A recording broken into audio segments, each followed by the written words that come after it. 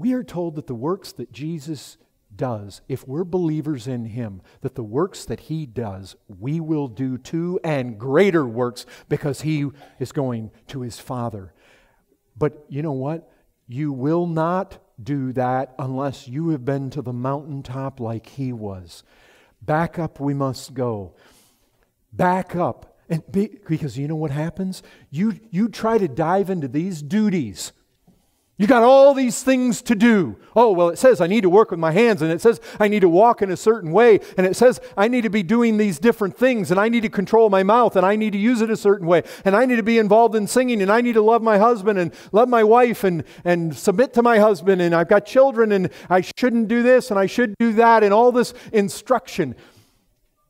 And I'll tell you what, you lose sight of the mountaintop, and you lose sight of the glory up there, and you know what's going to happen? You will become like Martha, just distracted and disturbed and agitated by all manner of different things. And there's Mary. Martha, Martha.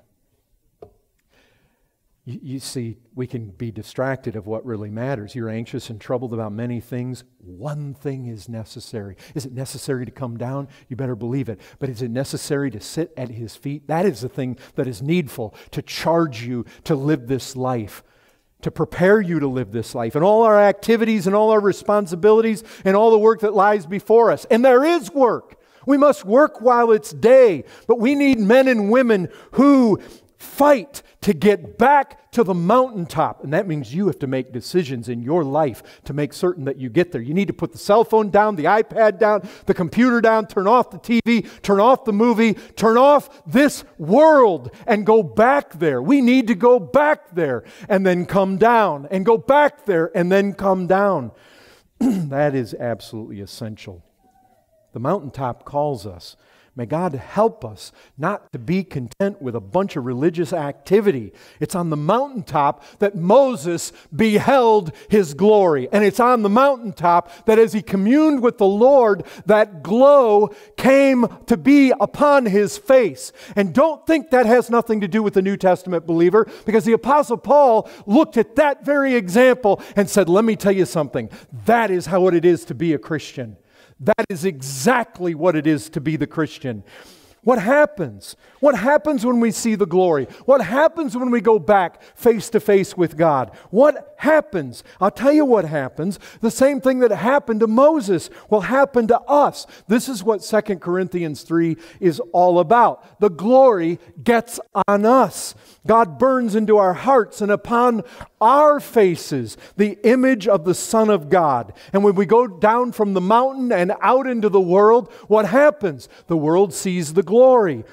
You see, the veil has been taken off. What does that mean? Nothing stands in the way anymore. Do you realize what that means, Christian? It means that you are one of the select few on the face of the earth that has had the veil taken off, which means God has put you in a place to be emblazoned by His glory, if you will but expose yourself to it. The veil is gone. We all, with unveiled face, beholding the glory of the Lord. He's been talking about Moses being exposed to the glory and having that glory on his face. We are being transformed into the same image from one degree of glory to another, for this comes from the Lord, who is the Spirit. We come down from the mountain, and you know what? The onlooking world will see the glory. The glory of God in the face of Jesus Christ etched into us, into our character, into our person. Look, there's something when you hear, when I was saying to you that this is Christ in the Song of Solomon. Come away. Come away. And you hear that and it sounded sweet. But you see, you don't want to stop there. You actually do want to go away with Him. And then come down. Go to the Mount of Transfiguration. See the glory break through so that you see He's way beyond just a mere man. You behold the glory. It's being like Christ that turns the world upside down. That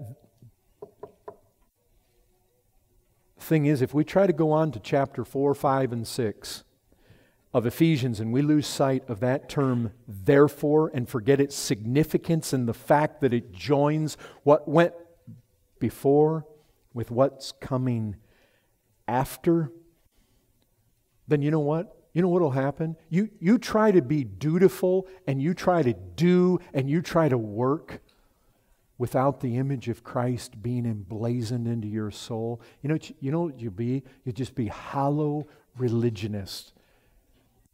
It's a form of godliness, but it lacks the power.